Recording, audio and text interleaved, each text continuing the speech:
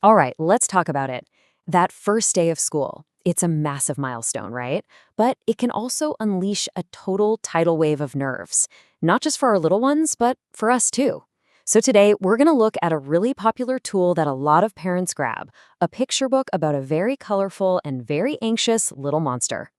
Ah, that moment. Whether it's just around the corner for you or it's a memory you treasure, it is just electric, isn't it?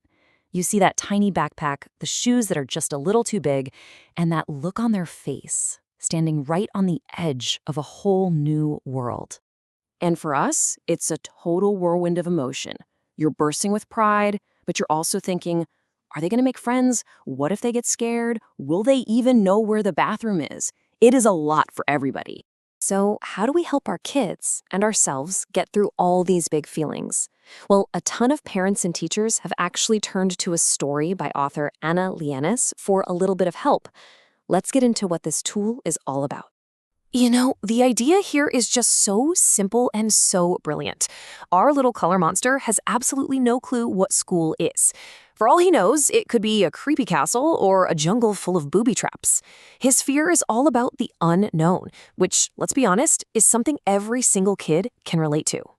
So his human friend takes him on a tour of a totally normal school day. The story literally walks them through all these little moments, meeting new kids, having a blast in music class, eating lunch, story time, and yeah, even finding the bathroom. It just takes this big, scary, abstract idea of school and makes it feel real and not so scary after all. So what's the big idea behind this story? What's the promise? Let's take a look at how it's actually supposed to help a kid who's feeling anxious. And this is really the heart of it. By making the unknown known, the book becomes this safe, familiar little world. It's the perfect launchpad for your kid to finally ask those questions bubbling up inside, like, will I get to have story time? Or to admit, I'm kind of scared I won't know anybody. And people who love this book see it as way more than just a story. They see it as a tool to help kids build an emotional vocabulary, It gets the conversation started about all those school anxieties. And of course, it's great for building those early reading skills. The ultimate goal? To show them that school can be a really happy, fun place to be. And I mean, this quote just nails it, right? When the book works, it really works. It lands as this super reassuring, funny, and just perfectly tuned story to help ease that huge transition. But here is where things get really interesting. This book has a surprisingly mixed reception. Not everyone is a fan. So let's peel back the curtain and look at some of the critiques. It's pretty wild. On one side, you have people calling it this fantastic, reassuring tool for parents. But then, on the other side, you've got critics calling it a pointless sequel, arguing that its whole gimmick, the colors being linked to feelings, is totally lost in this book. Wow, I mean, it does not get more blunt than that, does it? This is a brutally honest take from Kirkus Reviews. This isn't just a mild complaint, it's a straight-up warning to parents to maybe look for another book. So, what is going on here? And this data from Goodreads really shows you that divide. I mean, yeah, most readers liked it, but look at that huge yellow slice. That's nearly a third of all readers who thought it was just okay. It's definitely not a home run for everybody.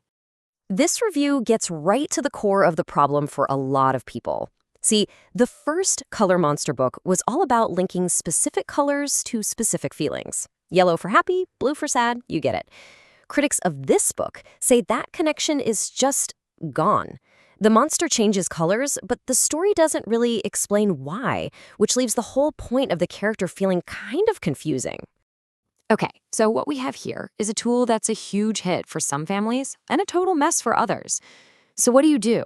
Well, this is where you come in. Let's talk strategy. How can you bridge that gap and turn this book into a powerhouse for your kid? This right here is the absolute key. The book itself isn't some magic wand that just erases anxiety. No, the real magic is the conversation that you lead while you're reading it. You're basically using the monster as a stand-in, a safe way for your child to look at their own big, messy feelings from a little distance. You're not just reading a story, you're directing an experience. So here it is, your 4-step playbook. First, start a color check-in. On every page, just pause and ask, what color is the monster now? Why do you think he's feeling that way? That builds their emotional IQ.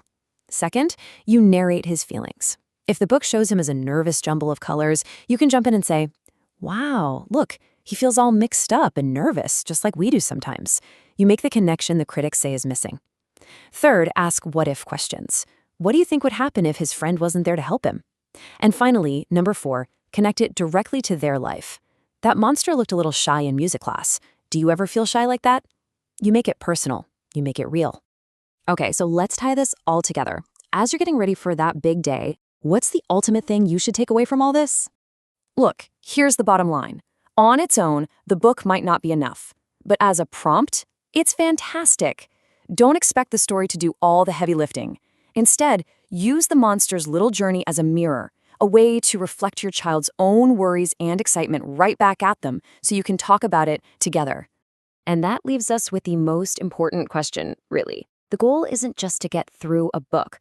It's to understand what color your child is feeling on the inside. This little monster, he's just a way to open that door. The real, meaningful conversation, that starts with you.